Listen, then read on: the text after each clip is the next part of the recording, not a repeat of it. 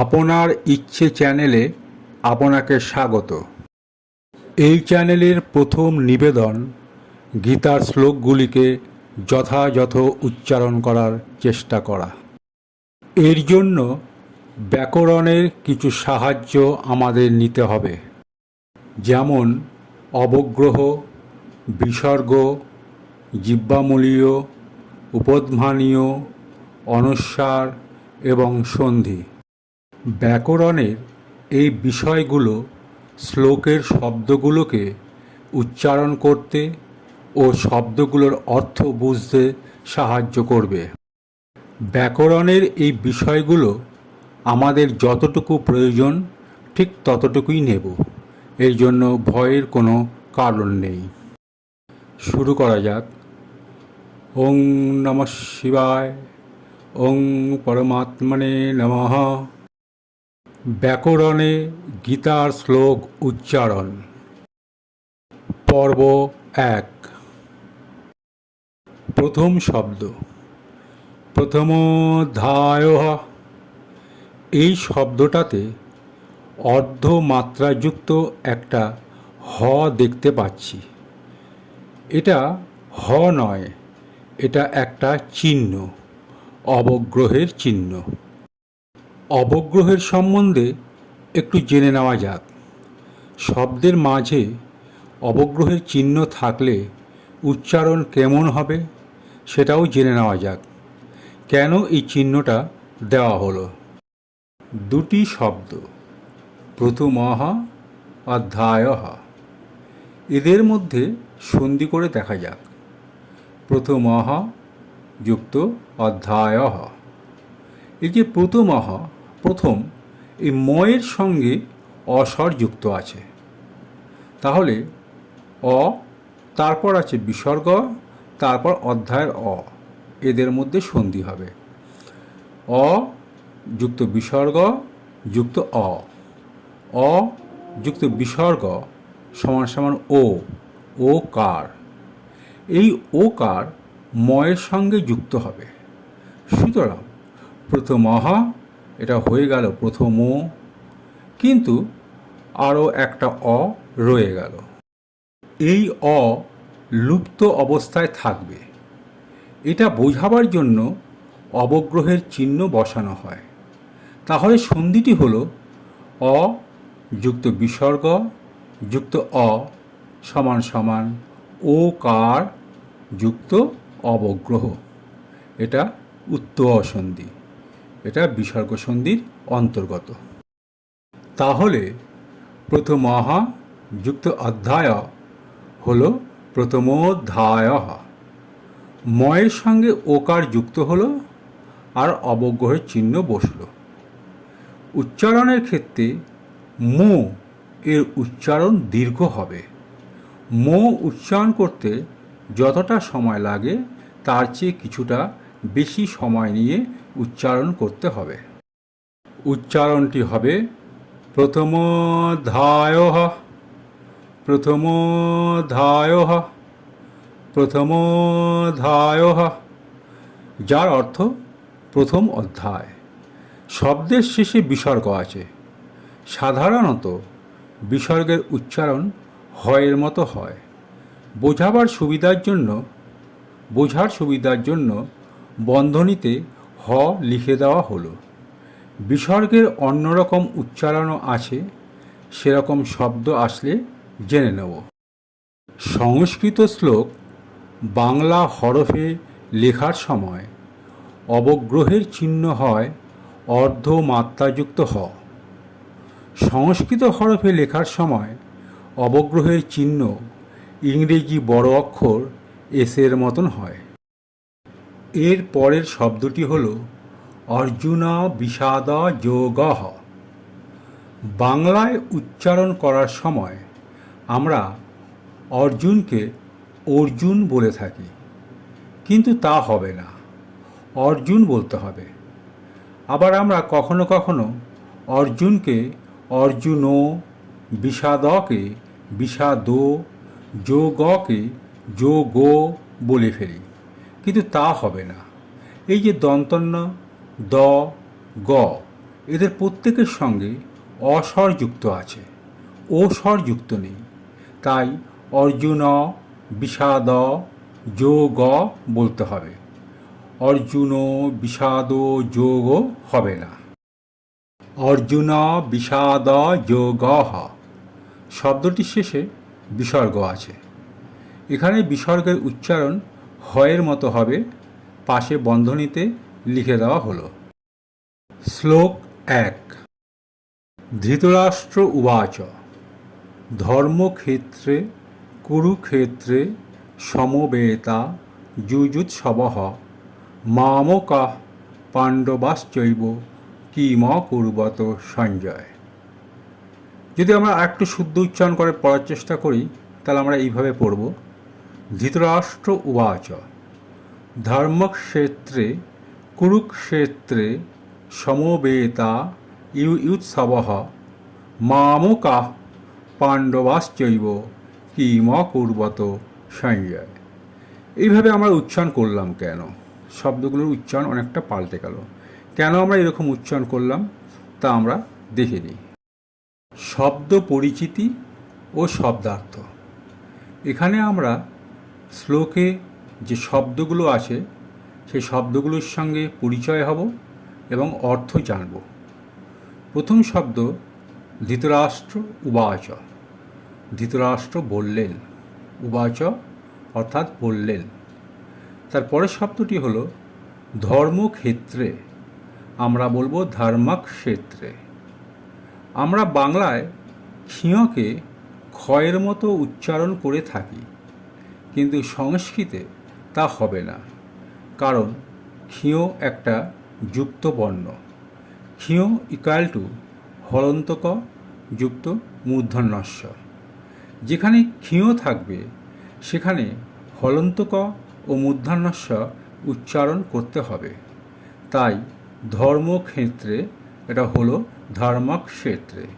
কুরুক্ষেত্রে কুরুক্ষেত্রে। কুরুক্ষেত্রকে ধর্মক্ষেত্র বলা হয়। এর পরের শব্দটি হলো কুরুক্ষেত্রে। আমরা বলবো কুরুক্ষেত্রে। যে স্থানে কৌরব ও পাণ্ডবদের মধ্যে যুদ্ধ হয়েছিল, স্থানটি রাজা কুরুর রাজ্যের মধ্যে ছিল, তাই স্থানটির নাম কুরুক্ষেত্র। এই স্থানে ধর্মীয় আচারসমূহ অনুষ্ঠিত হয়। স্থানটি পবিত্র ও ধার্মিক, তাই এই স্থানটিকে ধর্মক্ষেত্র বলা হয়। এর পরের শব্দটি হল সমবেতা। সমবেতাহা। এর অর্থ সমবেত হয়ে, মিলিত হয়ে বা একত্রিত হয়ে। তার পরের শব্দ যুযুৎসবঃ। আমরা বলবো যুযুৎসবঃ। সংস্কৃতে অন্তঃস্থ জয়ের উচ্চারণ ইয় হয়, তাই যুযুৎসবঃ না বলে আমরা বলবো যুযুৎসবঃ। যুযুৎসবঃ অর্থ হচ্ছে যুদ্ধ করার ইচ্ছায়, যুদ্ধ করার মানসে। এখানেও বিসর্গের উচ্চারণ হ হবে, পাশে লিখে দেওয়া হলো। এখন আমরা পাশাপাশি দুটো শব্দকে একসঙ্গে নেব। মামকাঃ পাণ্ডবাশ্চৈব। আমরা জানলাম বিসর্গের উচ্চারণ হয়ের মতো হবে, কিন্তু এখানে বিসর্গর পাশে হলন্ত ফ লেখা আছে, অর্থাৎ এখানে বিসর্গের উচ্চারণ ফয়ের মতো করতে বলা হচ্ছে। কারণ বিসর্গের পরে যদি প বা ফ থাকে তাহলে বিসর্গের উচ্চারণ ফয়ের মতো হবে, কিন্তু ফ নয়। এখানে বিসর্গের পরে পাণ্ডবাশ্চৈবের প আছে, একে বলে উপধ্মানীয়। সুতরাং উচ্চারণটি হবে মামকাঃ পাণ্ডবাশ্চৈব। যদি মামকা শব্দটিকে আলাদা করে নেওয়া হয় তখন হবে মামকাঃ, যার অর্থ আমার পুত্রেরা। এখানে মহারাজ ধৃতরাষ্ট্র নিজের পুত্রদের কথা বলছেন। এর পরের শব্দটি হল পাণ্ডবাশ্চৈব। এটা তিনটি শব্দের সংযুক্ত রূপ। কি কি তিনটি শব্দ? পাণ্ডবাহা, যার অর্থ পাণ্ডুর পুত্রেরা, চ অর্থ ও বা এবং, তারপরে শব্দটি হলো এব, যার অর্থ বা অবশ্যই। এই তিনটি শব্দের মধ্যে সন্ধি হয়েছে, পাণ্ডবাহা যুক্ত চ যুক্ত এব।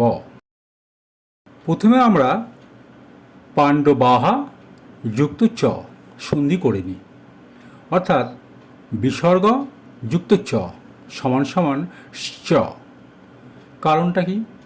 বিসর্গের পরে যদি চ বা ছ থাকে, সন্ধি হওয়ার সময় বিসর্গের স্থানে তালবস্য আসবে, আর এই তালবস্য পরবর্ণে যুক্ত হবে। সুতরাং পাণ্ডবাহা যুক্ত চ পাণ্ডবাশ্চ। এবার পাণ্ডবাশ্চ যুক্ত এব, এদের মধ্যে সন্ধি করব। চয়ের সঙ্গে অস্বর যুক্ত আছে, তাহলে চয়ের অ আর এবর এ, এদের মধ্যে সন্ধি হবে। অ যুক্ত এ সমান সমান ওই, ওইকার। ওইকার পূর্ব বর্ণে যুক্ত হবে, তাহলে পাণ্ডবাশ্চ যুক্ত এব পাণ্ডবাশ্চৈব। পাণ্ডবাশ্চৈব অর্থাৎ এবং পাণ্ডুর পুত্রেরাই বা। এর পরের শব্দটি হল কিম কুর্বত। এটিও একটি সংযুক্ত শব্দ, দুটি শব্দের সংযুক্ত রূপ। শব্দ দুটি হল কিম, যার অর্থ কি, আর পরের শব্দটি হল অকুর্বত, যার অর্থ করেছিল। এদের মধ্যে সন্ধি হয়েছে, কিম কুর্বত, কিম যুক্ত অকুর্বত, অর্থাৎ হলন্তম যুক্ত অ সমান সমান ম। হলন্তযুক্ত বর্ণের সঙ্গে স্বর যুক্ত হলে হলন্ত উঠে যায়, তাই হলন্ত ম হয়ে গেল ম। কিম যুক্ত অকুর্বত হল কিম কুর্বত। কিম কুর্বত অর্থাৎ কি করেছিল। আমরা অনেকেই কিম কুর্বতকে কিম কুর্বত বলে থাকি, কিন্তু তা হবে না, কারণ ময়ের সঙ্গে অস্বর যুক্ত আছে, ও স্বর যুক্ত হয়নি। যেমন হলন্তম যুক্ত অ ম, হলন্তম যুক্ত ও মো, কিন্তু এখানে ময়ের সঙ্গে হলন্ত ময়ের সঙ্গে অস্বর যুক্ত হয়েছে। শ্লোকের শেষ শব্দটি হল সঞ্জয়। হে সঞ্জয়। শ্লোকের শব্দগুলোর সঙ্গে আমাদের পরিচয় হলো, শব্দার্থ জানলাম। এবার শ্লোকটির অনুবাদ করার চেষ্টা করব। তার আগে শ্লোকটি একবার পড়ে নেওয়া যাক। ধৃতরাষ্ট্র উবাচ ধর্মক্ষেত্রে কুরুক্ষেত্রে সমবেতা ইউৎসবঃ মামকা পাণ্ডবাশ্চৈব কিম কুর্বত সঞ্জয়। অনুবাদ।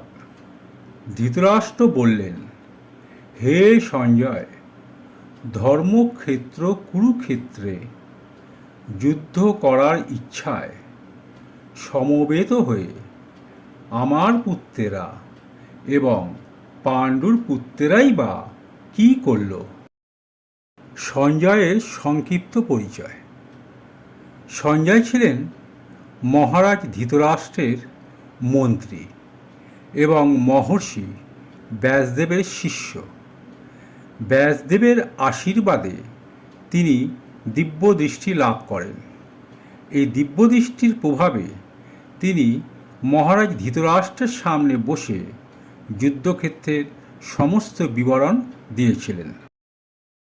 ধৃতরাষ্ট্রের প্রশ্নের উত্তরে সঞ্জয় তাকে যুদ্ধের বিবরণ দেওয়া শুরু করলেন।